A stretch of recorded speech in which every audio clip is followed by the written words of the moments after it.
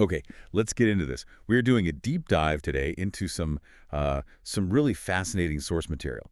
It presents two profoundly different, yet, equally intense, visions of human destiny and control. That's a great way to put it. Intense is the word. Right.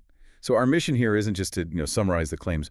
We want to connect the philosophical dots Yeah. to really try and understand the profound implications of knowledge, of destiny, and I guess the mechanisms of control, whether they're cosmic or something else entirely. It's an extraordinary study in contrasts, really. In one scenario, fate is just revealed. It appears in a physical artifact, and it causes this instant social combustion. Total chaos. Exactly. And then in the other scenario, reality itself is alleged to be meticulously manufactured by a hidden global force. So we're basically looking at the societal fallout when agency is removed, whether it's by an act of destiny or by, a deliberate technocratic design. Okay, so let's start with that immediate global shock. The universal box. Yeah. This core premise is just. Huh. It's mind-blowing. Millions of small, simple wooden boxes appearing overnight across the entire globe for every single adult. And regardless of location, it's so specific about that. It is. It didn't matter if you were in a high-rise in San Francisco, on the streets of São Paulo, living high up in the Andes, or somewhere deep and isolated in the Amazon. Every single person woke up to find this wooden chest. And the logistics of the arrival, I think that's key to understanding the initial panic. The sources really emphasize that they weren't dropped, they didn't fly in, they just were. They appeared. Right, they just were. They emerged during the night whenever night happened to fall in a particular location, which suggests a kind of synchronicity that just defied all known physical laws. And this abrupt, unexplainable change created this universal anxiety, a sense that the fundamental rules of existence had just been completely suspended. Yeah. And one of the central characters in the source material, Ben, he's traveling home on a plane, and he notes that specific gut-wrenching feeling. He realized he had, I'm quoting here, clearly exited one world and returned to another. The public reaction was instant. It was hysterical. Mm-hmm. We hear about the man in the subway just conducting an invisible orchestra, chanting that eerie, repetitive tune. Oh, that part is so chilling. Little boxes, little boxes, little boxes made of ticky-tacky. Yeah, and that nursery rhyme, which was originally about, suburban conformity, it takes on this darkly ironic meaning. It becomes a symbol of a fate that everyone now shared, a destiny packaged in this standardized uniform box. And on every single one of those boxes was the same mysterious yet deeply personal message. The measure of your life lies within. And inside the string. That string. It was quickly, and I'd say probably desperately, interpreted to mean one thing: the ultimate length of your life. Of course, the initial skepticism, especially from, the academic and scientific communities, was just overwhelming. Absolutely. The character Ben, he's the skeptic, right? And he's thinking, how could that possibly be true? He thought that would mean the world had flipped around, as if humans were suddenly seeing from God's perspective. Yeah, that skepticism, it was eroded so quickly by these terrifying, confirmed real-world events. The sources, they detail how news just circulated globally about perfectly healthy short stringers, people with no known conditions, Right. dying unexpectedly in these sudden freak accidents, a random car crash, a sudden slip on some ice, an unprovoked heart attack. And these incidents, they provided the anecdotal proof that the string was absolute. It transcended any current medical understanding. And the opposite was happening, too, which was equally shocking and just provided undeniable confirmation. Exactly. The ill long stringers. Yeah. People who had been given terminal diagnoses, who had abandoned all hope. They're suddenly getting calls. They're suddenly candidates for new experimental trials, for new treatments. And the why is just chilling. It's because the medical community knew, based on the string, that these individuals had years, if not decades, left to live, regardless of their current health crisis. So they were a good investment. It's a terrifying form of triage. It is. And this shift, it forced the hand of officialdom. International task forces, made up of leaders in science, defense, theology, they all ultimately had to agree. The strings were real. This bombshell information was acknowledged by everyone but the most stubborn holdouts, officially ushering in this new world order where the date of your death was a known quantity.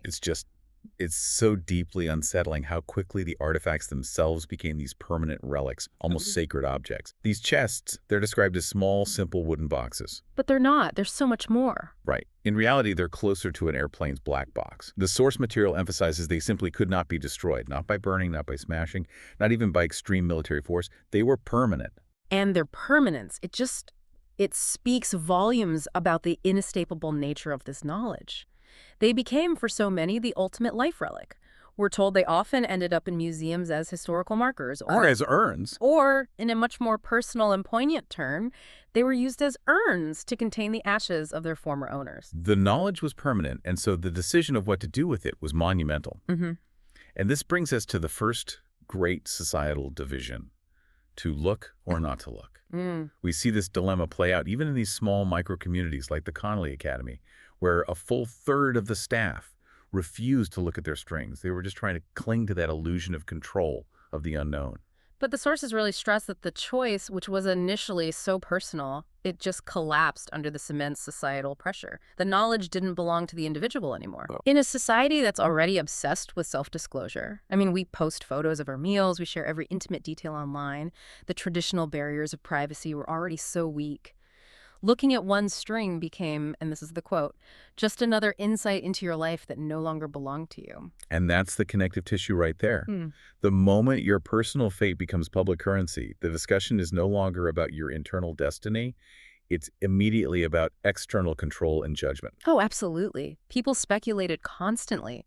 Quitting a high-paying job, getting engaged suddenly, or even just being, unusually cagey Right. was immediately interpreted by others to support either a long or short string prediction. It was this constant public analysis. The popular refrain just became a form of social judgment. They claim they haven't looked, but I know that isn't true. And the sources give us these powerful contrasting examples, like Maura and Nina. Maura, she's the restless spirit. She's had 5 different jobs in 7 years, moving restlessly from fling to fling. And then you have Nina, who is the picture of loyalty, worked her way up at the same magazine since college. And once Maura knew her string was short and Nina's was long, the friendship just crisped. It became instantly weighted. Nina's long string brought her no joy. She felt she couldn't possibly celebrate her truth without, mourning Maura's impending end.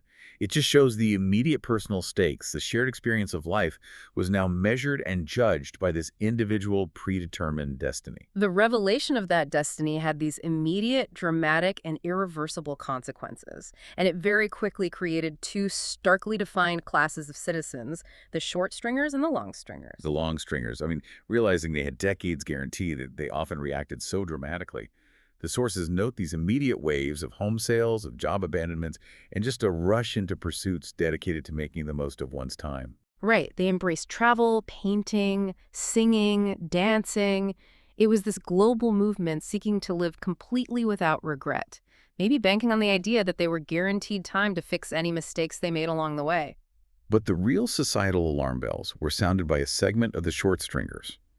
And the sources are clear. It was only a minuscule fraction. Tiny fraction, yes. That turned to anger, envy, and violence. Yeah. But this small, sharp rise in criminal acts had this outsized impact. It just stoked tremendous public anxiety among the long stringers who now perceive themselves as having something precious to lose. And this fear, it led to this horrifying classification that emerged, known as dangerously short strings. Could we clarify that a little? The societal and psychological reasoning behind this label?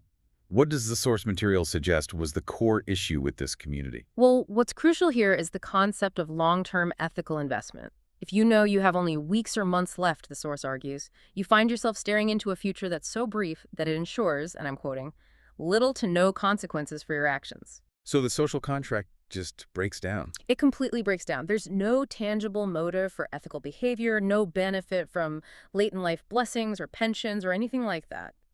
If there is no future consequence, why abide by social norms today? And this psychological collapse, it just fueled severe fear in the wider, longer-lived population. And this inherent tension between the two classes, it quickly moved from personal fear right into the political arena. It became central to policy debates worldwide. Let's drill down into the example of Anthony Rollins, the wealthy congressman. Rollins is the perfect example of how an undeniable scientific truth, the string, was immediately weaponized for political gain. After he opened his box on live television, reveals a substantial long string. Promising at least 80 years. At least 80 years. He used it as incontrovertible proof of his commitment to serve the nation long term. He argued publicly that a short stringer just couldn't be trusted with the nation's most important job. He labeled them as potentially too distracted, anxious, depressed, or volatile. He positioned the long string not just as a promise of longevity, but as a marker of stability and trustworthiness. And the result was instantaneous.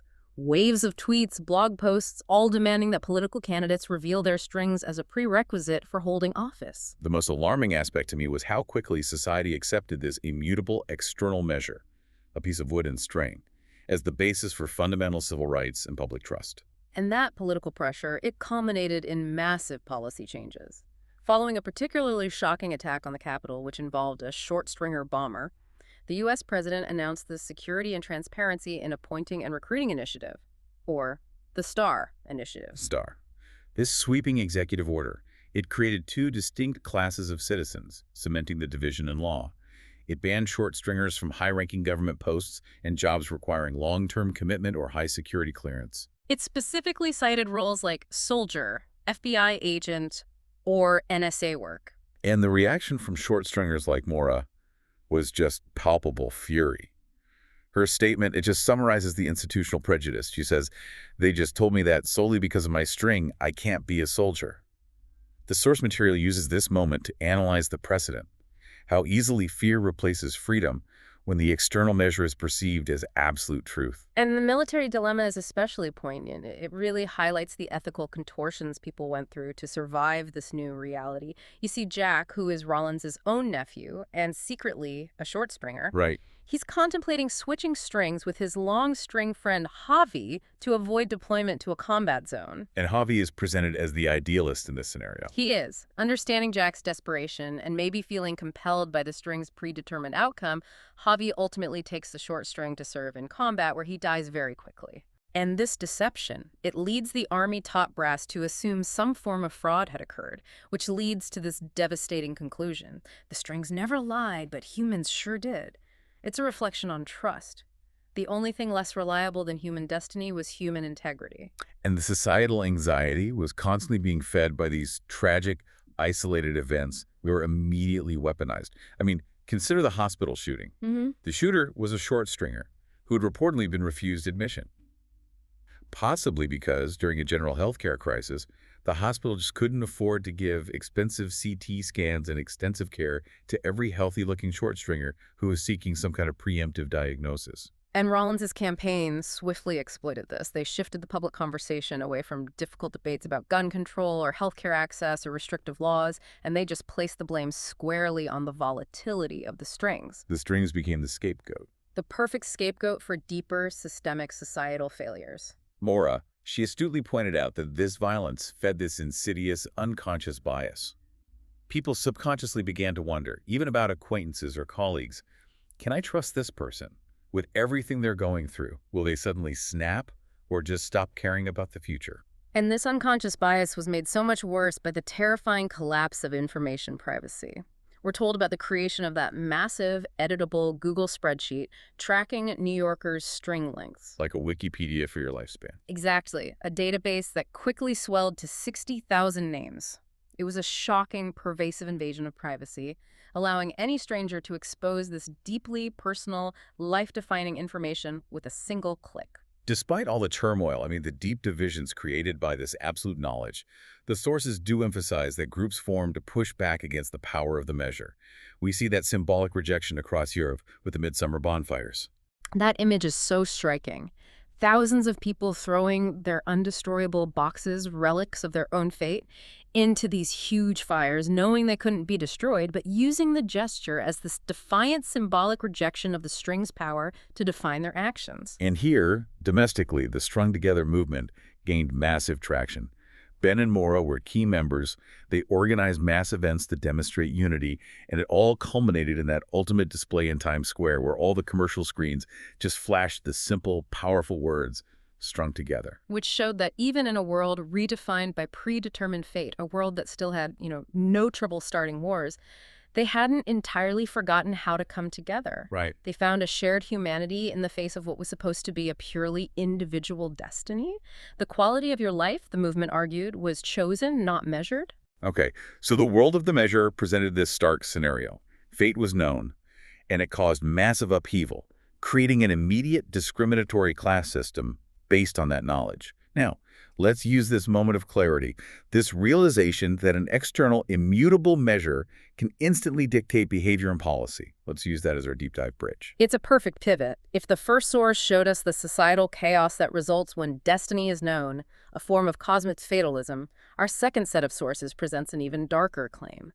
It's that our reality is not chaotic or random, but is a carefully scripted stage play where the forces of control don't reveal fate. They actively manufacture it. So we transition now to a vast, complex body of source material that alleges fate and reality itself are not unknown, but are meticulously controlled and orchestrated by a hidden global force. And this force is presented in the sources as the global cult. And what's fascinating here is the immediate contrast in the control mechanisms. In the world of the string, the measure is singular, it's external, everyone has one. In the world of the cult, the measure is decentralized, it's pervasive, and it's completely concealed. Right. The cult is painted as the ultimate spider at the center of a web, and its agenda is explicitly to impose global tyranny, achieved through subtle intergenerational manipulation. And crucially, the cult's power relies entirely on maintaining this rigid hierarchy of information. They divide the world into two classes: those who know the script, the insiders, and the billions who must not know, the general population. So the hoarding of knowledge is the primary mechanism of control. And their central tenet is the illusion of randomness. They claim that the events we perceive as disconnected, arbitrary disasters, economic crashes, political scandals, pandemics, that these are not random at all. No, they're all connected. They're perfectly connected, part of a proverbial chain of events leading in the same direction. This means the cult works incessantly, according to the source, to sell this illusion of everything being random coincidental, to hide the vast coordinated picture.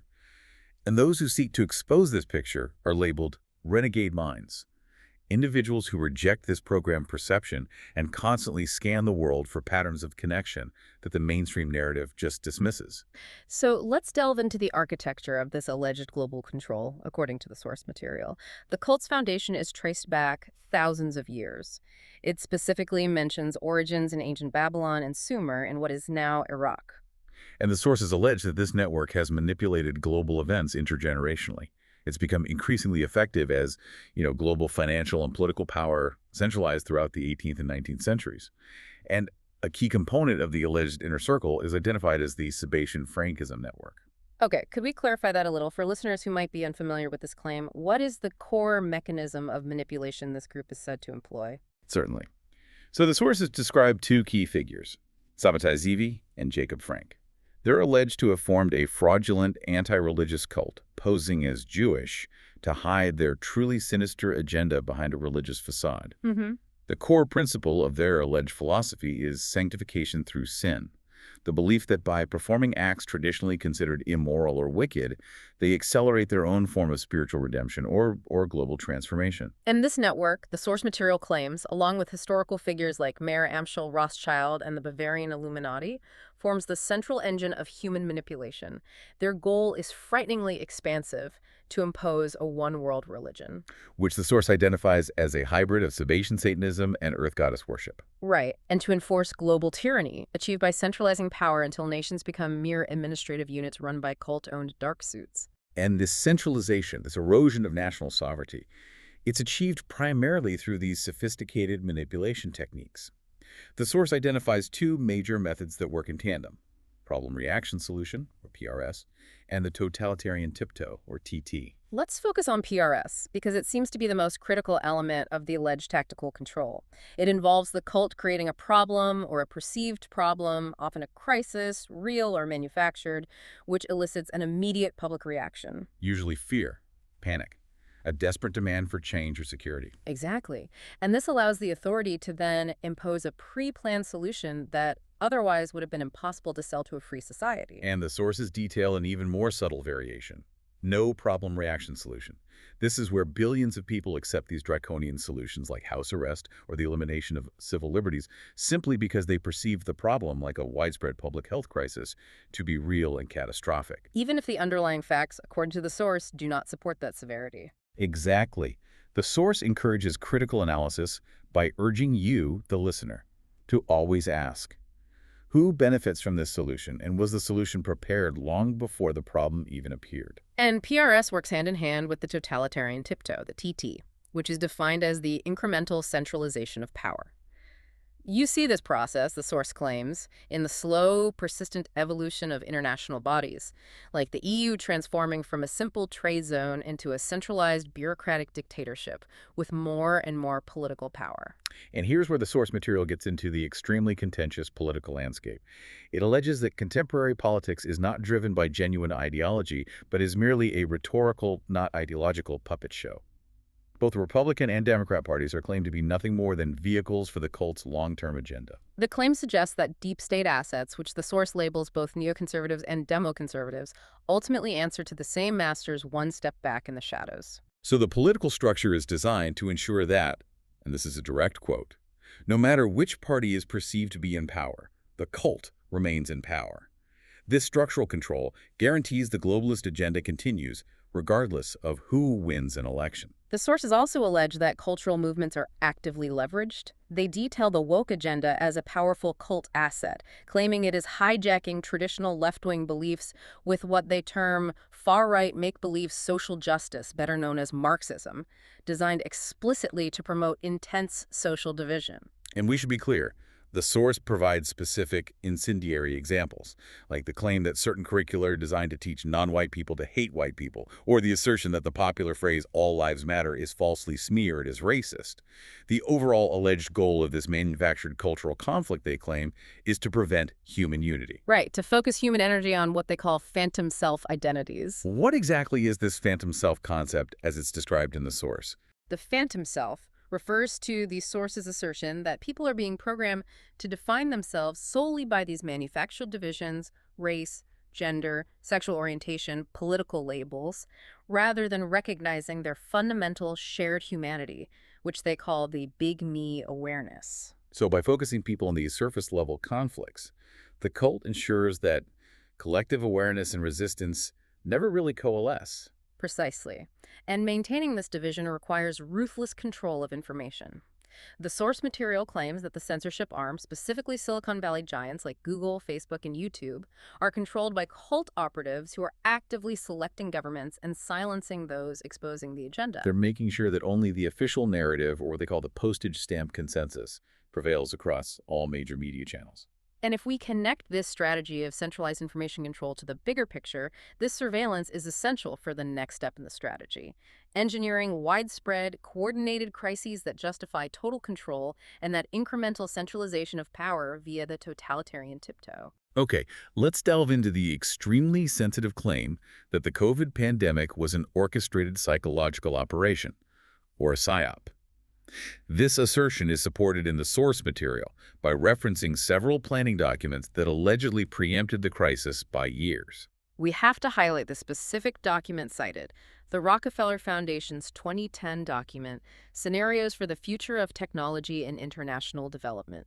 The source claims this document contains startlingly specific predictions. It allegedly predicted a deadly, fast-spreading pandemic that would close businesses, lead to authoritarian global rule, and enforce mandatory masks. Right, and the source argues this high level of detail was undeniable evidence that the Rockefellers knew what was planned years in advance. The preparation allegedly continued with simulations right up to the supposed outbreak. The sources cite the Gates-funded Johns Hopkins University events like CladeX and Event 201, which were held just months before the initial crisis. And these simulations, the source claims, modeled the exact global response and critically preemptively established censorship policies. They equated only official government-backed sources with credible and accurate information. But the sources claim the most massive act of fraud was involved in generating the case numbers themselves, which provided the pretext for the lockdowns and the economic shutdowns.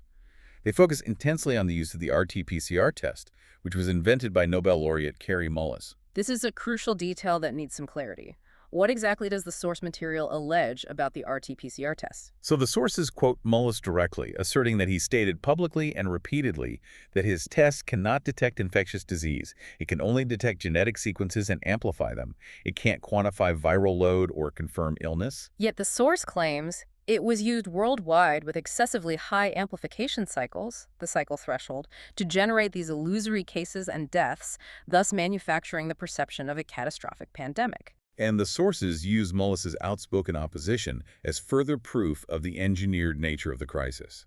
He was deeply critical of Anthony Fauci, questioning publicly how such an incompetent criminal could possibly hold such a high position of authority for decades, unless... Unless, the source concludes, he was actively serving the cult's agenda. The claim goes even further, suggesting the virus itself was pure invention, that it was created by a computer program using non-isolated lung fluid samples that contained a wide heterogeneous range of genetic material. They allege that the continuous stream of new variants are just new computer models designed to further terrify the population into perpetual compliance and into taking the vaccine. And in parallel to this alleged pandemic psyop, the source material details a parallel crisis mechanism, the climate hoax claims, Which they claim is another iteration of that NO problem reaction solution framework used to justify the global transformation outlined in UN Agenda 21, Agenda 2030, and the Great Reset. The primary target here is identified as carbon dioxide, which the source material pointedly calls the gas of life.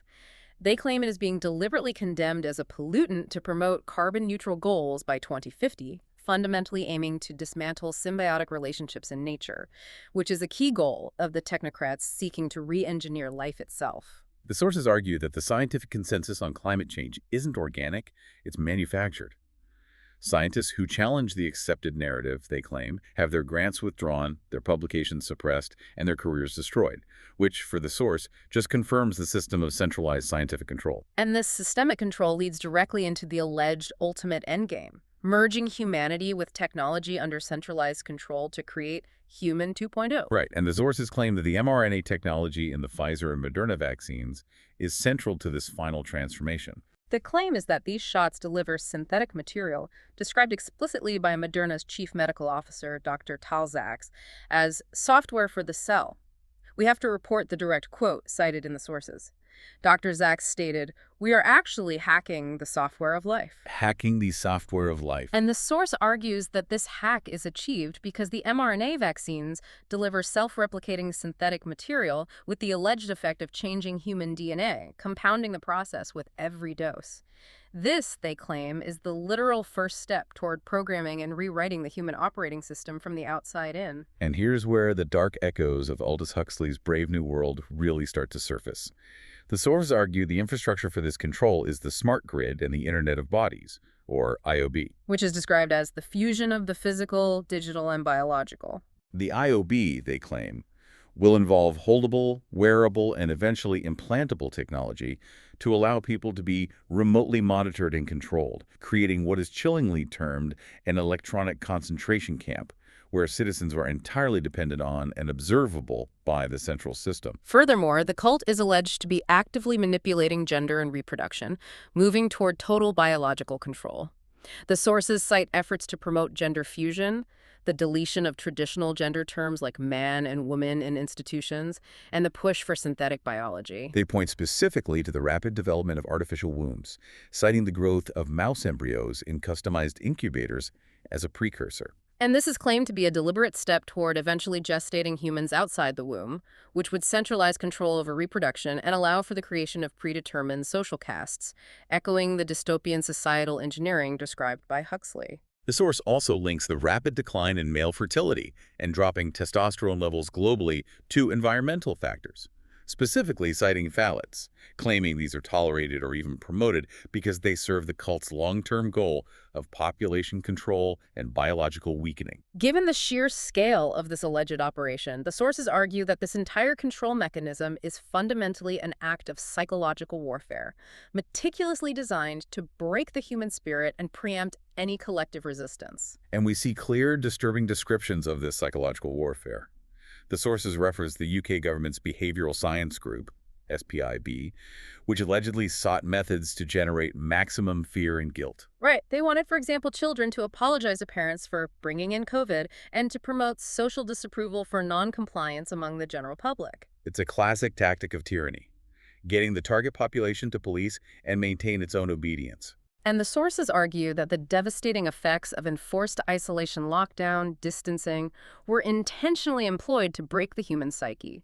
They cite soaring suicide and self-harm rates, especially among the young, because, as they state, humans need contact, or they eventually and literally go crazy. And then there are the mandates surrounding masks, or what the source terms Mask 19.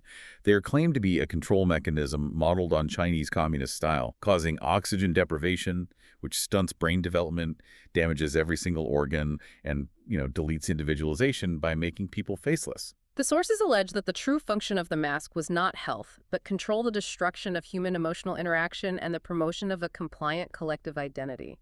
And they claim many medical professionals comply out of career fear, not genuine belief in the efficacy, demonstrating the pervasive nature of the coercion. So, if reality is a simulation being manipulated, if the software of life is being hacked, how does one fight back against a tyranny that relies on psychological manipulation? The source material offers a prescribed response, and it's centered on cultivating the renegade mind.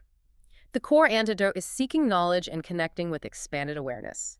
The source draws a crucial distinction between rational thought and intuition, stating, "The heart knows, the head thinks." Right. And expanded awareness is what allegedly allows one to see the patterns of control, the invisible strings of the puppet show, and reject the programmed five-sense perception that only sees randomness and coincidence. The primary course of action prescribed in the source is, well, it's radical noncompliance. Stop cooperating with what they call the parasitic Wetiko factor, the severely distorted consciousness driving the cult.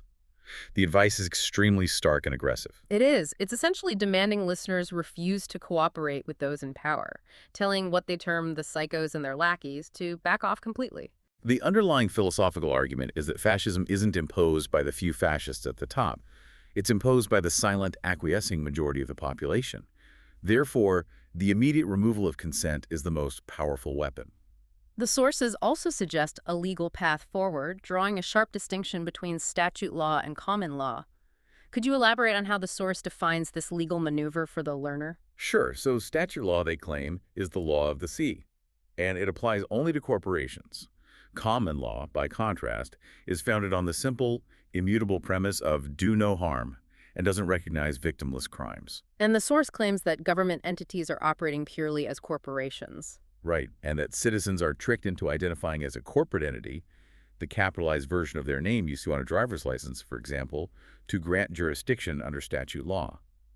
Therefore, a key element of resistance for the renegade mind is to refuse this trickery and operate under common law jurisdiction, thus, according to the sources, insulating oneself from the global corporate control system. And finally, the ultimate demand presented in this material is a call for global Nuremberg trials for all major cult operatives.